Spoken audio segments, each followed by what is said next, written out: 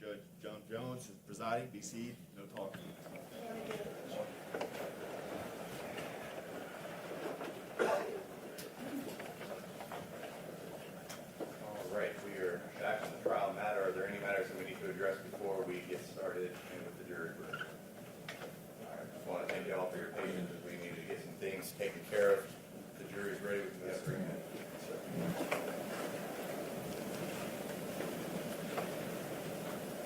Jurors entering the courtroom.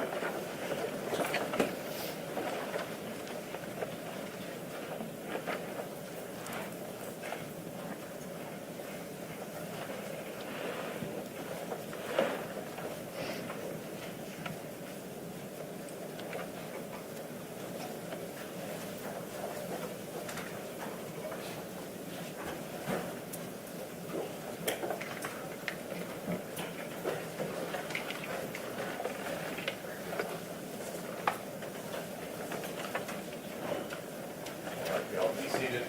Mr. Hemphill, sir, if you can come back around.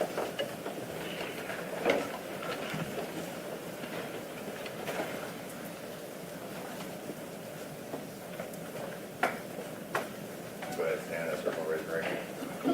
Sir, do you solemnly swear or affirm that the testimony you give today will be the truth and nothing but the truth to help you God? Yes, sir. All right, just have a seat, sir.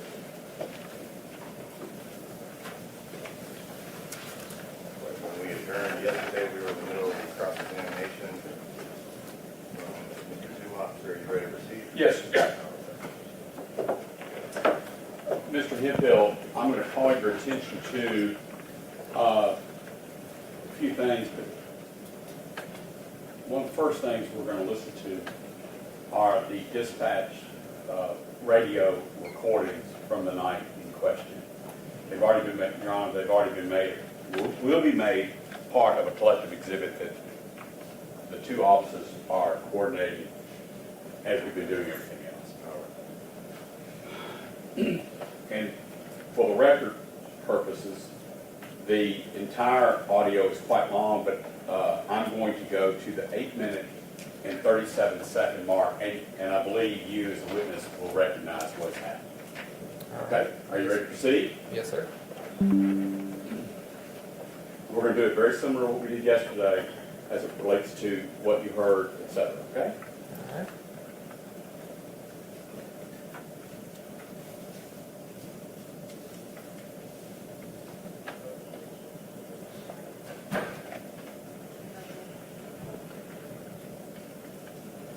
Your Honor, I'm going to hit pause. I'm at 100%. We ran into the same situation with Stingle yesterday. I'm going to try it again. Before we go much further, can you hear that, Mr. Hemphill? No, sir.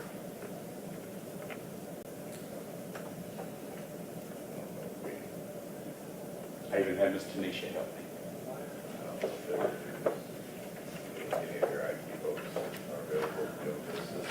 You can try it a few more seconds, see if it gets better.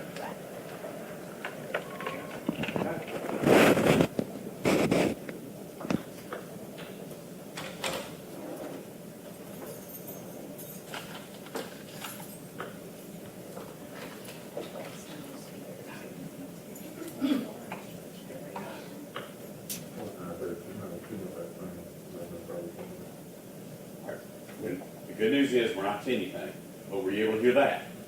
Very faintly, yes, sir. All right, between the doors and the keys and the, I'm going to do the best. If you can't hear something, you just tell us, okay? Yes, sir. Now proceed, John.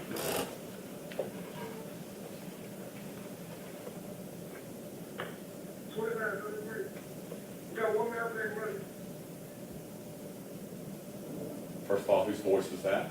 It sounds to be like Officer Martin. Was that a recording from the night of the TYRE Nichols arrest? Yes, sir. And you said that sounds like him and Martin? Yes, sir.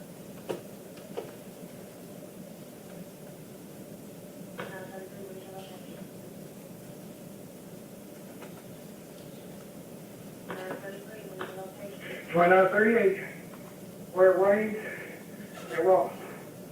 Hey, there was the Floyd. The patient's running down Ross. You recognize that voice? Yes, sir. Whose voice was it? That was my voice. You're 2938, is that right? Yes, sir.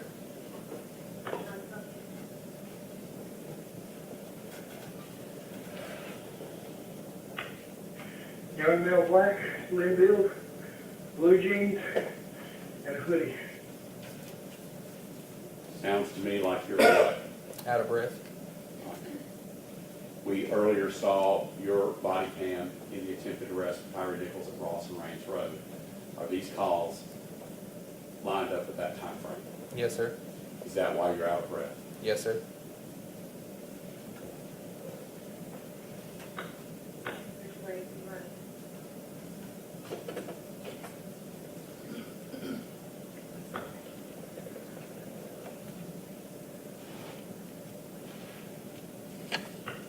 Southbound on Ross, where we left off.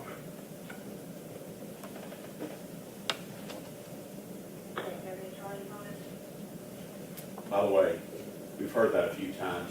What is the dispatcher asking you She's asking what were the charges. on the fleeing? Suspect, yes, sir. And do you recall an answer ever being given by you or anyone else to the dispatcher? No, sir, not that I recall. Do you know why? Do you know why you nor any of the officers announced to the dispatcher, MPD dispatcher, what the charges were? Slip your mind or what? Yes, sir, just slipped my mind. I wasn't even listening to the radio because at that point I was helping Haley. Proceed again at 10 minutes and 29 seconds. Yeah, the Scorpio unit over at the sewer place. Who was that? It sounded like Officer Martin again, And what is he asking? asking if there were any other Scorpion units in the area And to what? and to start heading to this area. Now, if that call goes out to you as a Scorpion team member or a Memphis police officer, what does that mean to you, for you to do? You need to get there if possible. Well, If because you're not, none of us are cops. You say if possible, what do you mean by if possible? if you're not tied up on another call, if you're not in the middle of a traffic stop, you need to drop everything and head to that location. What would happen if you decided, nah, I'm not going on that call? Realistically, other cops will start talking about you. Would you be disciplined? Possibly, yes, sir. Back on at 10:36. When I heard him on the route. Whose voice was that? Sounded like Officer Justin Smith. His number's 2931, is that right? Yes, sir. And what was Justin Smith putting out on the dispatch? That he was en route to that area to assist. Back on at 10:45.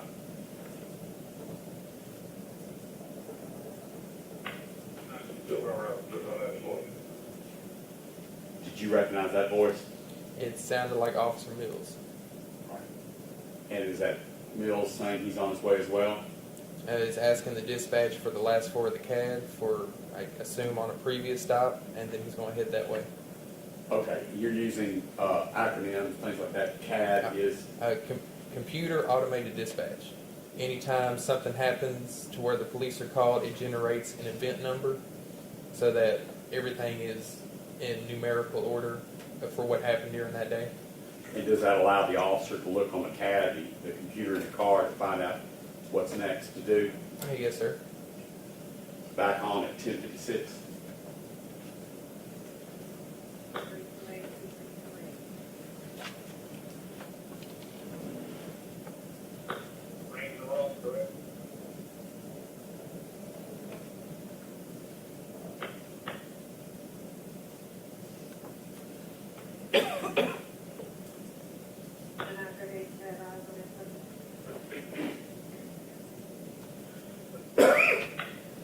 Negative 2938. You're 38, is that right? Yes, sir. What were you asked? She was asking if I still had eyes on the suspect. What was your response? Negative. Back on at 11:27.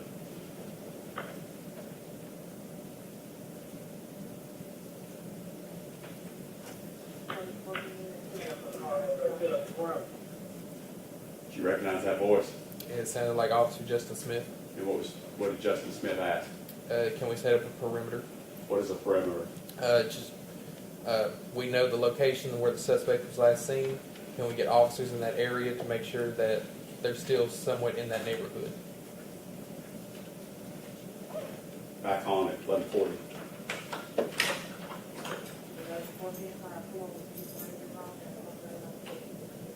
I'm going to hit pause there at 11:49. The dispatcher said something about a radio call, all Scorpion cars.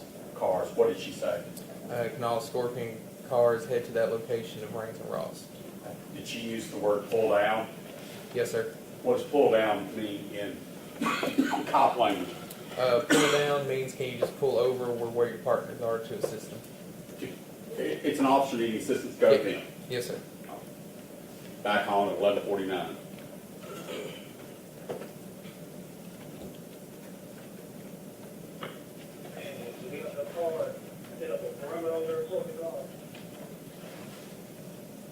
That's Justin again asking the same question, right? Yes, sir. Moving on at 11:59.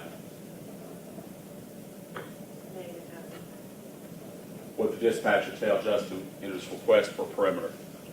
That there weren't any more cars. All right. Going on at 12:03.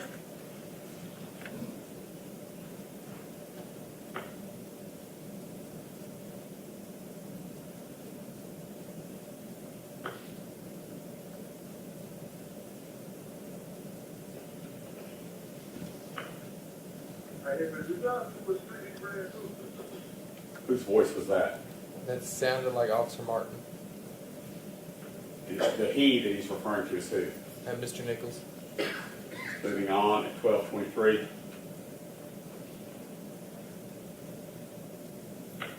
Negative, we just saw him running down Ross. That's you, correct? Yes, sir. And you're responding to Martin's call. Yes, sir.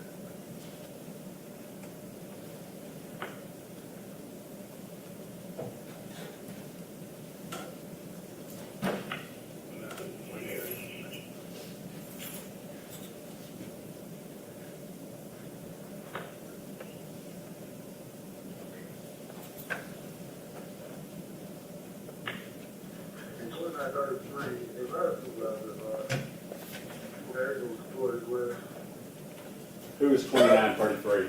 I believe that was Officer Martin. And in pursuant to policy, if a police officer uses one of his weapons, taser, spray, what are y'all supposed to do? Yes. So per policy, we're supposed to alert a supervisor and call the fire department. And that's what that call was about, Yes, sir. to inform dispatcher. Yes, sir. All right, and then if we're listening for your supervisor, that would be Lieutenant Dwayne Smith, is that right? Yes, sir. And his number's 2901? Yes, sir. All right. Back on at 13.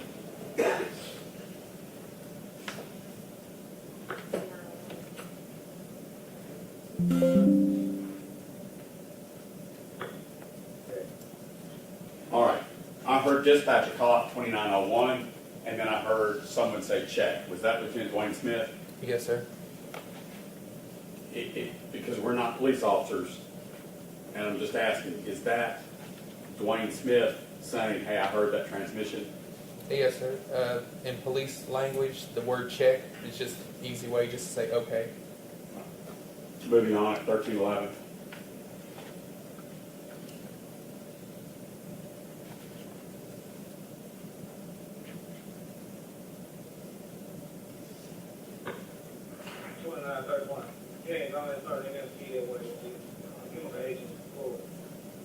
Whose voice was that?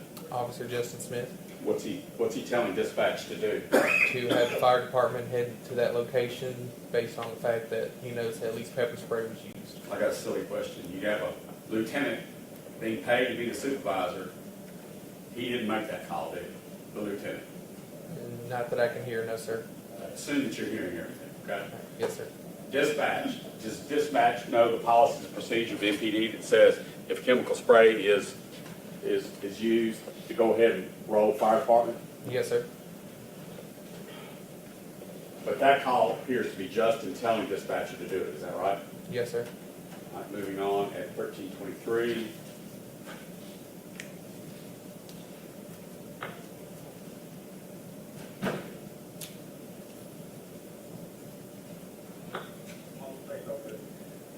Your voice.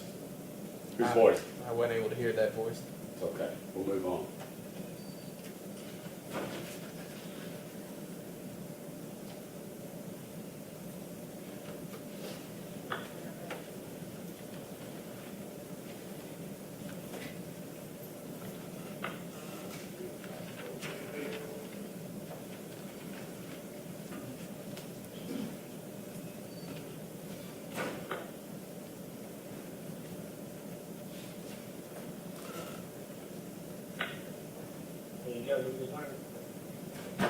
Whose voice was that?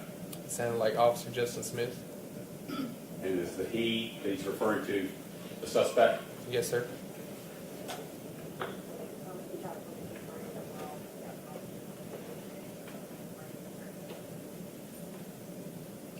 Is it I'm just asking for my own edification. Is it my imagination that I'm hearing the cops call outs much clearer and louder than I hear the dispatcher, or is it just because the dispatcher, to your knowledge, is just a low talker? I'm same with you. The cops are coming through more clearly, and dispatch is a little more mumbled. And did you find that to be common as a patrolman out there, that dispatchers kind of quiet and mumble? Yes, sir. There were times that we would have to tell the dispatchers, "Hey, can you speak up, or you're coming in muffled?" Okay. Moving on at 14:15.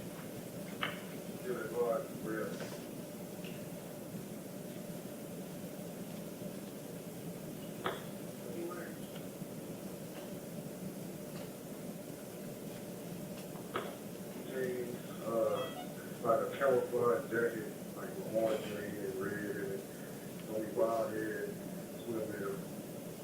Whose voice was that describing the suspect? It sounds to be Officer Martin.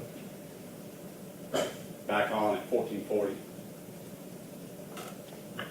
He took that far. Is that also Emmett Martin that we just heard? Yes, sir. Moving on, 14:48. 2938, did you also read that I recorded my taser? And who was that? That was my voice. And what are you doing? Just making sure again that the dispatcher knew that I used my taser. Is that pursuant to policy? Yes, sir. Moving on at 14:57.